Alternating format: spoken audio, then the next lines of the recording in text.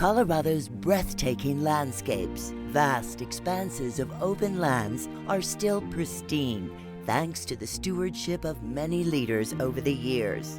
Perhaps none of them has been so long and consistently concerned with land preservation as Harris Sherman, who twice served Colorado governors as Executive Director of Colorado's Department of Natural Resources and was also Undersecretary for Natural Resources and Environment at the USDA.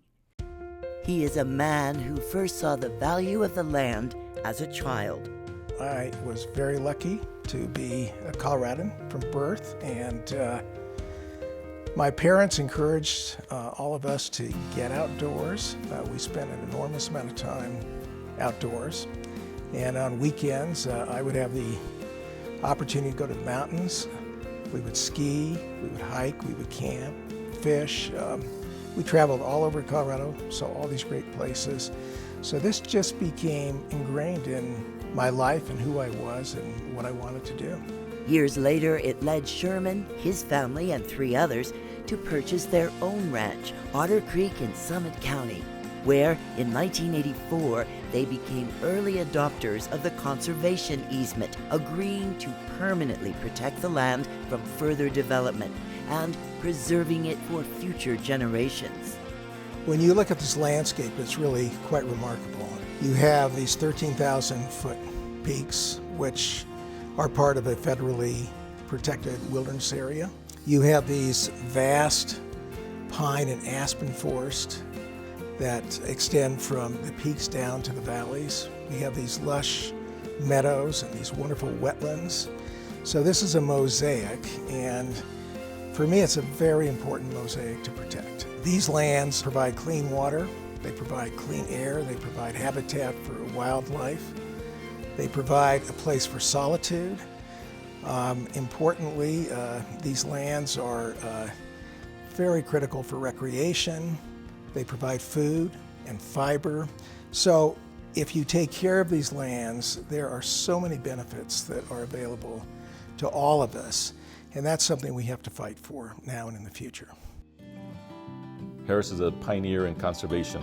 He's intense, he's committed, he's consistent, he's ambitious, really ambitious more for the world than for himself.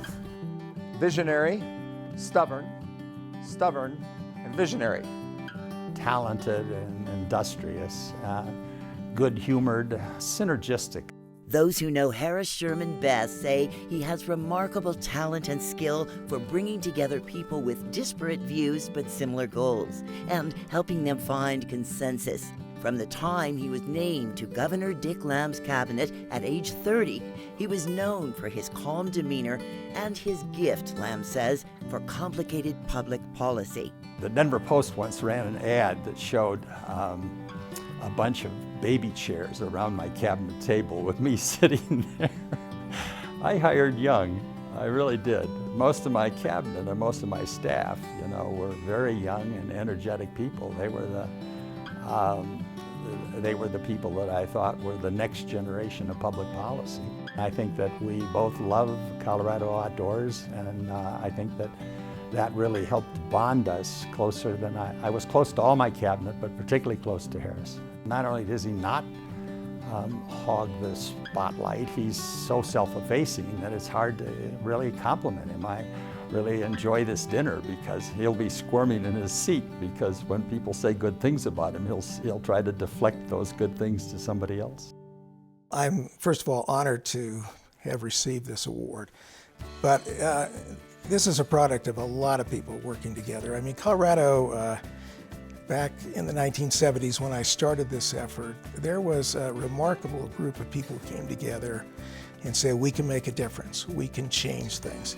Gail Clapper met Harris in high school, and later they were both members of the Lamb cabinet. Harris really didn't change at all. He was fun, just like he used to be. He was ambitious, just like he used to be. He was compulsive, just like he used to be. He was a fast learner, just like he used to be. So all of those things were so consistent that I felt like we hadn't missed any time. Everybody wanted Colorado to be the best in the country, and we thought it was.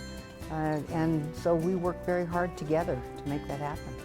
Harris is a pioneer in conservation. He got me involved in conservation at a very early young age here in Colorado. And then later on, I had the honor of recommending him to President Obama to serve as the Undersecretary of Natural Resources, overseeing the Forest Service and the private lands of the United States of America. And during that time, I was Secretary of Interior, and so between Harris and I, we basically had responsibility over much of the public lands and oceans of America, from the Arctic to the Everglades, from Acadia in Maine to the BLM lands of Arizona. And so throughout all of those times, Harris was always remarkably smart, always a person who was inspiring to me and to so many others. The people of Colorado care so much about the land in this state, but really the land in the West. And I think Harris represents sort of the attitude of the people, and that is that while we are rich in natural resources, at the end of the day, we're really stewards of that land. And that means we have a different relationship than if we were just about extracting or just about sort of dominating the things that make us resource rich. It's really about how you balance the resources and the extraction of those resources with ensuring that generations to come are going to be able to enjoy the same kind of amenities, the same kind of natural systems that we are. That's Harris's attitude. For all of these reasons, for his commitment to preservation of land and natural resources, Colorado Open Lands names Harris Sherman the 2015 Champion of the Land.